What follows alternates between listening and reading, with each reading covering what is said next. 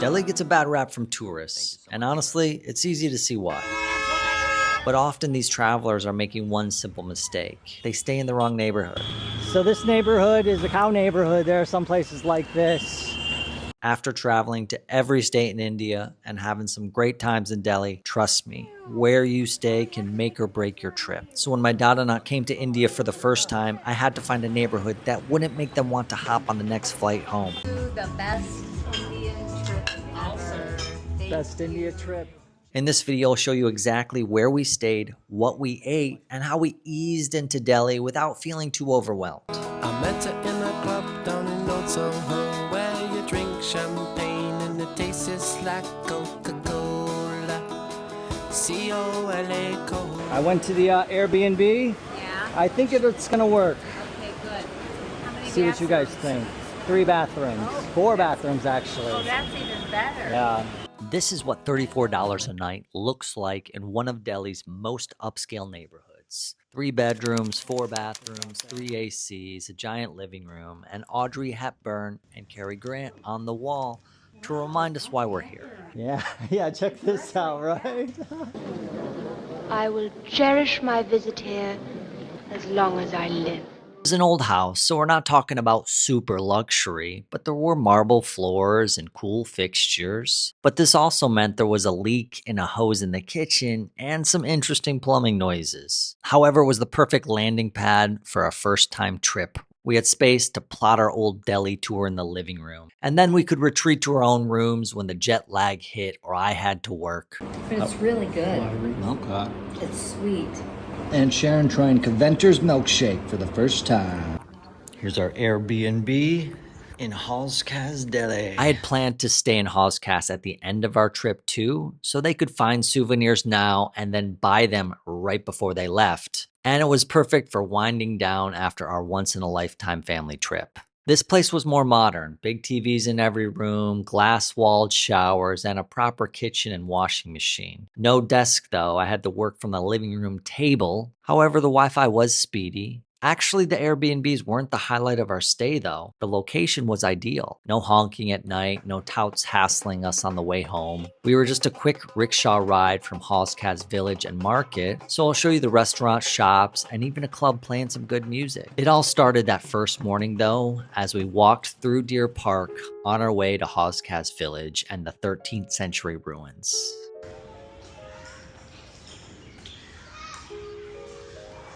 Delhi is definitely a massive, crazy place, but you do have beautiful places like this. Right next to our Airbnb was something Delhi doesn't get enough credit for, having huge, peaceful parks like Deer Park. It's part of the greenbelt that surrounds Hauz Khas Fort and the lake. We woke up and walked through there for a relaxing first morning. It's free entry, 0 crowds, and there were actually herds of spotted deer walking around somewhere. Then you reach the 13th century ruins, which Hauz Khas is named after. It was originally a reservoir, and now it's a tomb for this guy who revived the area, and now it's a great spot for morning walks and photo sessions. This is the exact opposite of what people picture when they think of Delhi. No honking, no waves of traffic, just birds chirping, 600-year-old stones wrapped in vines. So we've come to the Hauz Khas ruins for our first place to see. It's bright and early, so nobody's here. We've got this place to ourselves. So you can come in Hauz Khas and pay at the QR code. International cards do work, and it's only 250 rupees, so.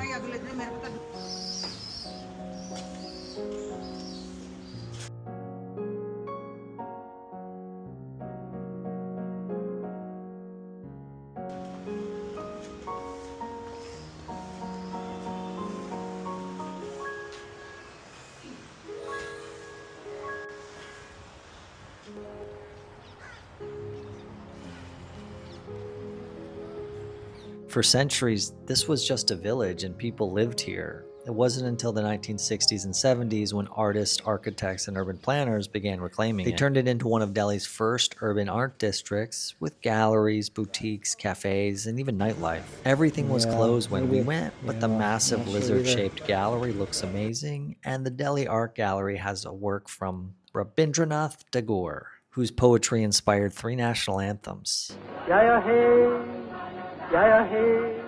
Now, we do come back for dinner and dancing, but first, let's do some things everyone has to do when they first come to India. When was the last time you went to a dance club, Aunt Sharon?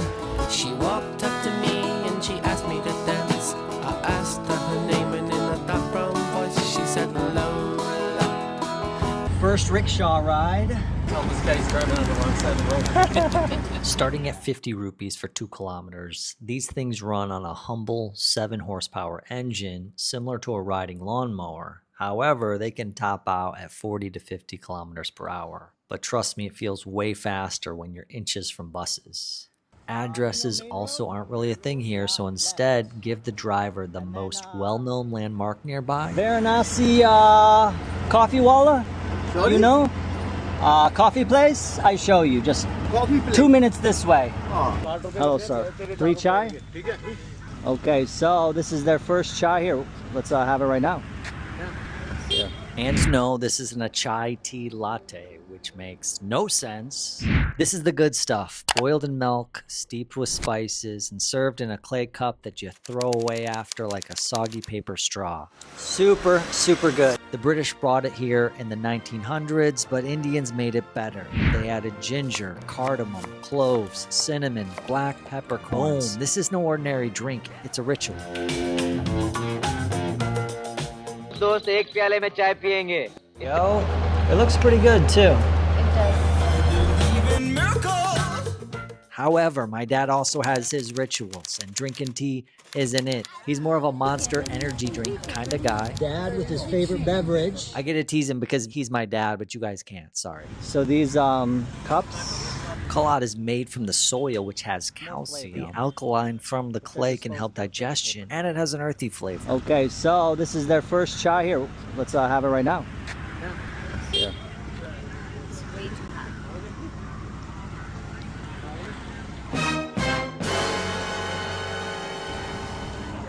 The Indian masala chai. I would say that, Good. and this is like a 6 out of 10. This so, is really good. yeah. What is it? Just a coffee So type of- black tea mixed with like 5 different spices: cardamom, pepper, ginger, yeah, cinnamon. Like everyone has their own little recipe, you know, varying spices. It's really good. Okay, yeah. Just tried our first masala chai. Getting good reviews from my aunt. My dad looks a little. We'll see. Where you from? You sexy thing, you. I believe in miracles. Since you came along, you sexy thing.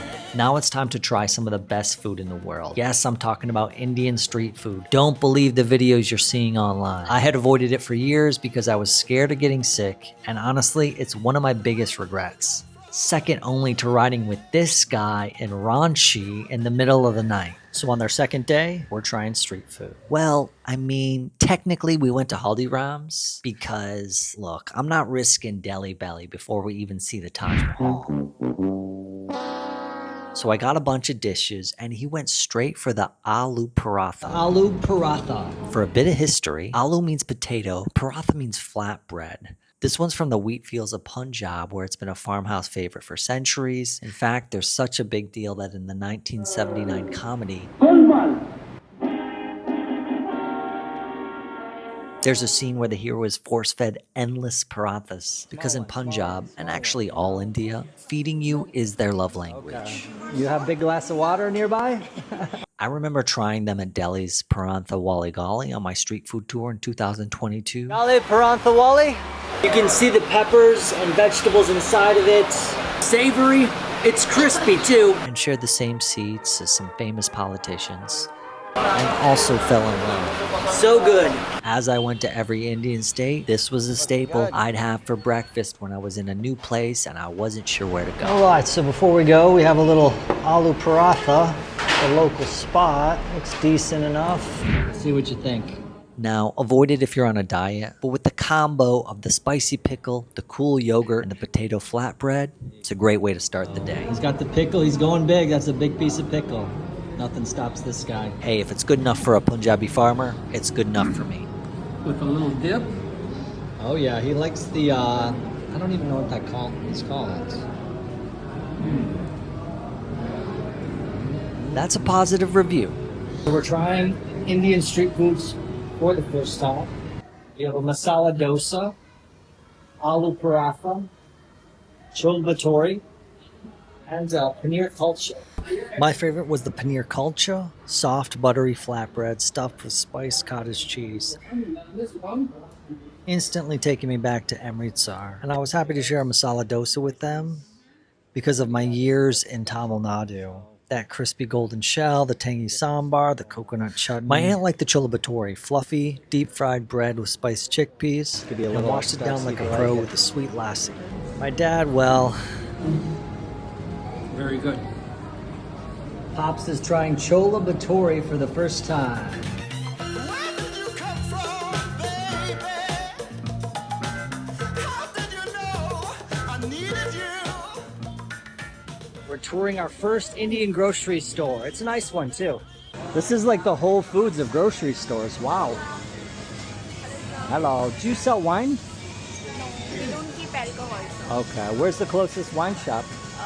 This is Modern Bazaar, a grocery chain that started way back in 1971 as India's first supermarket for imported goods. We gotta buy some little groceries here.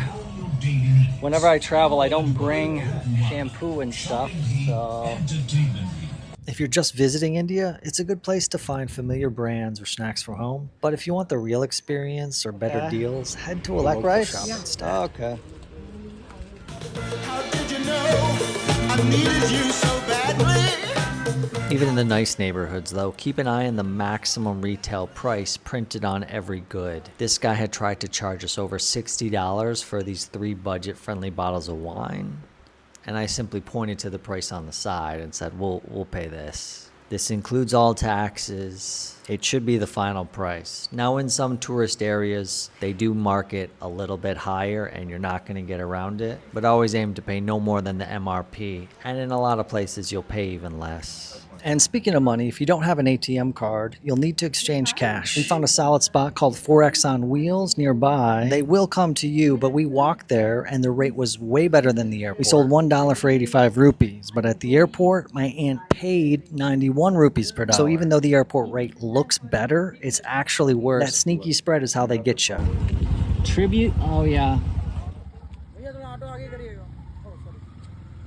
Although not everything in Hauz Khas is spicy samosas and sunsets, I thought it'd be fun to have my dad flag down a rickshaw and give the directions himself. I mean, we're going to Hauz Khas village. It's a massive landmark 2 kilometers away. Easy, right? Well, welcome to India, my friends. We agreed on 100 rupees for a 2-kilometer ride. We overpaid, but this meant no haggling. And things started normal until I noticed something weird. I checked Google Maps and we were heading in the wrong direction. I tried telling the driver, but we still kept heading in the wrong direction. Now, to be fair, maybe he thought we meant Hauz Khas Market instead of Hauz Khas Village. So my bad for not learning Hindi. However, then came the classic move. We handed him a 500 rupee note, and of course, no change. This is another easy way to get ripped off in India. Not knowing you're playing a game. No money. You went to the wrong place. Foreigners should mostly use cash when traveling India, and this is what sets up the game. Here's how it works. Whenever you give a taxi guy or shop owner a 500 rupee note, they'll say, no change. But I'm gonna give away their secret. They do have change. They're just hoping you do too, so they won't have to give it out and go to the bank or wherever you get change here. Small bills are harder to come by in India, and if you give away all of yours, you may not be able to buy that samosa without paying 500 rupees for it. Or if the bill is 400 and you give a 500, that taxi guy is hoping for a 100 rupee tip so he can go get a strong kingfisher at the end of the shift. That's why you have to play this game, and you have to win if you want to buy your samosas and take short taxi rides with less headaches. So you have to say, sorry sir, I have no change either. And be prepared to walk away. Be strong, my friend. Don't flinch and don't back down, no matter how cute that auntie is.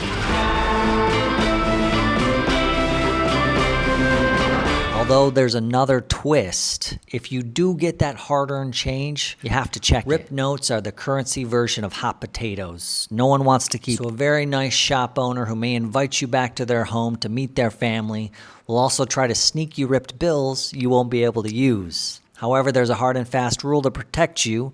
If you see a ripped bill, you can just point it out and they'll replace it every time. And you also have to be a bit sneaky yourself and try to give away your ripped bills. So if you get caught, then you have to give a full bill too.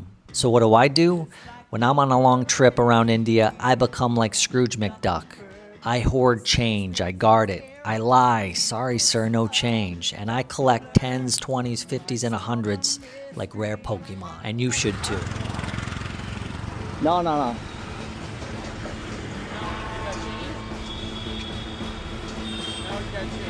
Ah.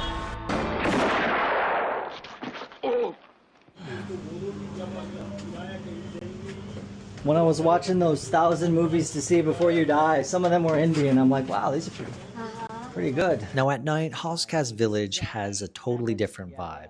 You'll find tons of rooftop restaurants overlooking the lake, and most of them serve decent food. Nothing mind-blowing, but good enough to relax after a long day. We stopped by a spot with some Western dishes just to go easy on the stomach after all that street food. This is our one of our first meals here in Delhi with my Aunt Sharon, my dad, and Kit, my friend here in Delhi, enjoying the delicious food. And there's this another thing added into my head that if he tries to film me with his camera without permission, I'm going to break his food. Such a gentleman. Yeah, that was my first decision. So here at this small little restaurant, we're sharing tables, and I've met a new friend, Ankita. She has one of the traditional Himalaya dishes there called Sidhu, which we tried this morning. Although I ordered a Naga-style pork belly dish, a little ode to my time in Nagaland. Smoky, fatty, spicy, everything I love. Okay, we are in Kohima. You know I get conscious whenever you put on your camera. And then this happened. If you believe in coincidences, which I do not, however, this guy at the table next to us was wearing the jersey of my favorite football team from back home. No one here even knows what football is. Acha. It means okay. Yeah, good. Both of them are okay. Yeah. Okay, where's the summer place? Now, if you're looking for high-quality Indian food, this isn't the place. Hauz Khas Village is mostly for tourists and young locals going out. It's a little loud and the restaurant touts can be annoying, yelling menus at you as you walk past. If you want better Indian food nearby, try these places. And for a calmer evening, check out Hauz Khas Market. Less hassle, more fun. I'm having pizza in India. The best Indian trip ever. Best India trip. Or head to some similar got? neighborhoods in Kung Pao? GK1, Okay. GK2, or this Dhanyavad. place. We ended the night with a quick dance at the Summerhouse Café, and they were playing songs I danced to back in college. Okay, Pops, this is where you make your move.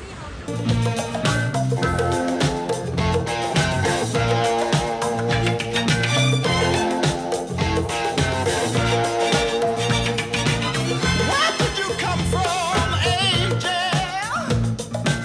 How did you know I'd be the one? Perfect end to the day, although we did have to get up early, because tomorrow we're diving headfirst into Old Delhi, even though all my friends said don't do it.